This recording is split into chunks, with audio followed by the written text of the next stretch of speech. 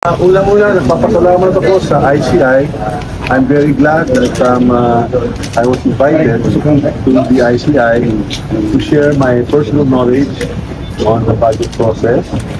And of course, any information about insertions of the flood control. That is the basis of my invitation.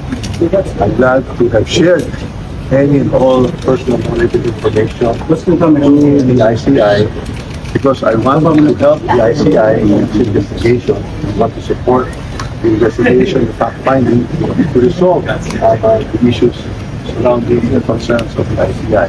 Nagpapasalamat ako talaga sa ICI to share my side of the story. So, sa ngayon, it's about facts and evidence, and hindi lang political noise or speculation. Kaya the ICI commissioners will ask many questions, and I was able to answer it. I feel very, very happy and welcome this opportunity to share everything. Sir, yung representative, ano pong tingin na the ICI will have resource persons invited here, and we shall wait for the same. Sir, Do you think we should come back to Bataan? Well, any resource persons who are invited here will expect them to Sir, may mga Sir, initiative ba kayong sa pangalan? commission? Sa ICI? I'm ready to come back to the commission anytime I'm invited, so that if I can share more information, I will do so. Sir, meron po ba ng question and answer? Sir, Speaker? you want to release Sir Salen? I will do at the instance of the commission.